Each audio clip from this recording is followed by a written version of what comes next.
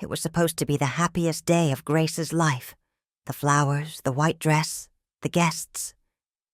Everything was ready for the I do.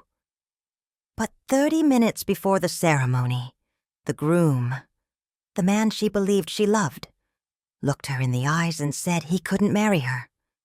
Not because the love had ended, but because, according to him, he couldn't bear the idea of a wife in a wheelchair. Grace was paralyzed, not by her body, but by the pain. Dressed as a bride, with a broken heart, she dragged herself to the church garden. There, among fallen petals and silence that hurt more than any words, she cried. She cried like someone who had lost everything at once. Her dignity, her dream, her love. It was then that the sound of footsteps broke the silence. A man, accompanied by a little girl of about 6, stopped when he saw her. He didn't know who she was, but her crying struck him like an arrow. The girl looked at her father and asked, "Why is the princess sad?" The man, Ethan, felt his chest tighten. He approached slowly, not wanting to intrude. "Are you okay?" he asked, knowing it was a useless question. Grace lifted her face, her mascara smudged and her gaze broken. "I was left at the altar because I can't walk." Ethan said nothing. He just stayed. And in that moment, the simple act of staying changed everything. Ethan stood there, motionless for a few seconds, trying to process what he had just heard. Grace, still holding the bouquet in her hands, stared at the floor, as if trying to hide from her own shame. The wind blew her torn veil, and the distant sound of laughter from the party next door seemed to mock her pain. "He said he wanted a normal life, that he couldn't stand living with someone like me," she whispered, her voice breaking. Ethan felt a lump rise in his throat. How could anyone abandon a woman like this? He thought. He knelt down, bringing himself to her eye level. "You know, when my daughter was born, my wife left. She said she couldn't bear to care for a child with epilepsy. She said she wanted an easier life." Grace looked at him for the first time, not with pity, but with recognition. There was something about this man that spoke the same language of her pain. "So you know what it's like to be left," she murmured. "I do," Ethan replied. "But I've also learned that those who leave reveal their own size, not our worth." The little girl, curious, approached and said, "Can I give you a hug, Princess?" Grace smiled for the first time that day. A small but real smile, and allowed the hug. At that moment, the garden that had been the scene of humiliation became a refuge. Ethan offered no promises, no solutions, just his presence. And sometimes that's exactly what saves someone. In the days that followed, Grace's silence was heavy. The dress still hung on the bedroom door, like a cruel reminder of what didn't happen. The flowers wilted, but Ethan's messages began to blossom. "Just wanted to know if you're okay. Lily, my daughter, asked if the princess is feeling better." Small, simple phrases, but they brought something she thought she had lost: humanity. Gradually, Grace began to respond, first with short sentences, then with small confessions. Ethan didn't treat her like the poor girl who was left behind, but as someone whole, alive, capable. They talked about books, about the old dog that slept on her couch, about the fear of starting over. He never rushed her, he just listened. And listening sometimes is more intimate than touching. When she told him she was thinking of going back to work at the veterinary clinic, he replied, "You were born to take care of life, Grace. Not even an accident can change that." Those words echoed in her.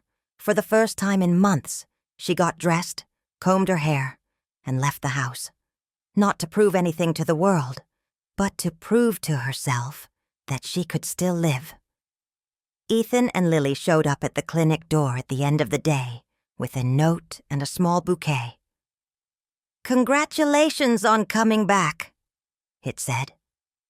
Grace smiled. It was just a gesture, but it felt like the beginning of something new. The days turned into weeks, and their messages turned into long conversations, the kind that go on into the early hours of the morning without you noticing the time passing. Ethan was always kind, but never condescending. He spoke to Grace as an equal, and that disarmed her. One day he invited her to his daughter's art event, a school exhibition with colorful drawings and sincere smiles. Grace almost refused. The fear of being looked at, judged, and commented on still accompanied her, but she accepted. On the day of the event, as she entered the school, she felt curious glances, but also something she didn't expect. Pride. Pride in being there, alive, present. Ethan greeted her with a calm smile, one she would never forget. "You came," he said. "I promised your daughter I wouldn't miss it," she replied. Lily ran and hugged Grace as if she were an old friend. "I painted a picture for you," she announced, showing her a canvas with splashes of color and a giant sun in the middle. The title, written in crooked letters, read, "When the Bad Days Are Over." Grace felt her eyes well up. Ethan approached and whispered, "She believes the sun always comes back. And honestly, so do I." At that moment, Grace realized that something inside her had changed. It was no longer just gratitude. It was a feeling that grew slowly, silently, but impossible to deny. Time passed, and the bond between the three grew naturally, sincerely, impossible to hide. Ethan and Grace began to see each other often. Simple coffees, quiet walks, healing laughter. He spoke little, but always said what was necessary, and what was necessary was enough. Grace began to realize that his gaze did not linger on her wheelchair, but on the sparkle in her eyes. Lily, her daughter, called Grace "my star friend," and said that every time she smiled, the world became brighter. And it was true. Grace began to feel the weight of pain give way to a new lightness, the kind of lightness that only comes when someone truly sees us. Until one cold dawn, the phone rang. It was Ethan, his voice breaking. "Grace!" Lily had a seizure. "I'm at the hospital." She didn't hesitate. "I'm coming," she replied. She braved the wind, the early morning, the fear. When she arrived, she found him sitting with his hands over his face. Without saying a word, she held his hands, firm and warm. They stayed like that side by side, waiting for news. When the doctor appeared saying that Lily was out of danger, Ethan cried and Grace hugged him tightly. "She'll be fine," she whispered, "and I'm here." For the first time, she understood what it meant to love without promises, just to be there. And at dawn, amid machines and pale lights, a silent but deep love was born that would change everything. After that night at the hospital, something changed between them. Ethan and Grace no longer needed words to understand how they felt. A glance, silence, the way they cared for each other, was enough. The routine returned, but with a new meaning. He would send her messages in the morning. "I hope your day smiles at you," she would reply. "It would smile more if you were here." Light-hearted conversations mixed with deep ones, and when they met, the world seemed to slow down. Lily watched them with the eyes of someone who already knew. One Saturday afternoon, Ethan invited Grace to the park. The leaves fell like golden confetti, and the air smelled like a new beginning. They sat on a bench and listened to the sound of the wind for a few minutes. Then Ethan said, "Grace, can I ask you something?" Her heart raced. Sure. He hesitated for a moment. That day at church, you thought your life was over. Look at you now. How did you do it? She took a deep breath and replied, because you showed me that I still deserved to be chosen. Ethan was silent, moved. Then he said firmly, I choose you. Today, tomorrow, and if you let me, always. Grace didn't respond with words. She just kissed him. A calm kiss, full of everything that had been kept inside. Lily laughed and shouted, Finally! And her laughter sealed the new beginning they had both been waiting for. The following months were like a ray of light piercing through the shadows of the past. Grace still faced difficult days, moments of pain and insecurity. But now there were hands that held hers when fear returned. Ethan learned every detail of her world, how to adjust her car seat, how to support her without invading her space, how to love her without turning everything into an obstacle to overcome. He studied spinal cord injuries, researched adaptations, wanted to understand so he could take better care of her. And what enchanted Grace the most was that he never treated her as fragile, but as strong, capable, whole. Lily, always curious, called them my little team, and drew hearts with 3 names inside.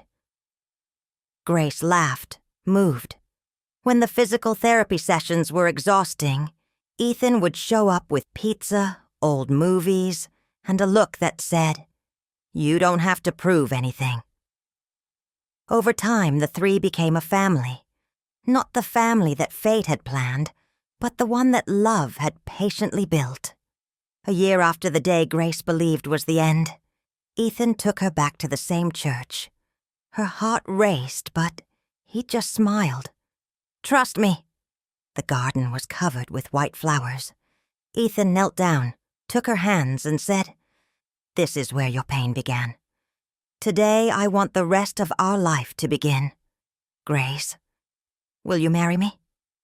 Lily appeared behind him with a colorful sign. Will you be my second mom? Grace cried and said yes 1,000 times. 3 months later, the same temple that had witnessed tears of pain was now filled with laughter and flowers. Grace wore a simple dress, no veil, no luxury, just authenticity and serenity. There were no bridesmaids, no crowded audiences, just people who truly loved her.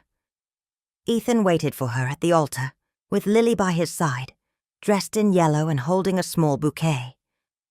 Grace walked down the aisle alone, pushing her chair with firmness and pride. She didn't need anyone to give her away, because she was offering herself, whole, free, and conscious. When she reached him, Ethan bent down until he was at eye level with her. The silence in the church was broken only by the voice of the officiant. Do you promise to stay even when it's hard? Ethan replied without hesitation. I promise. Because true love doesn't walk away. It stays. Grace smiled and tears ran down her face. And I promise to love you with the same courage you showed in staying by my side when everyone else left. The kiss that sealed the vow was living proof that destiny can be rewritten when presence is there. Lily applauded, shouting, Now we're a real family. As they left the altar, white petals fell like blessings. Grace looked up at the sky and thought, I wasn't rejected. I was redirected. Sometimes love comes when all seems lost, and that's when it blooms.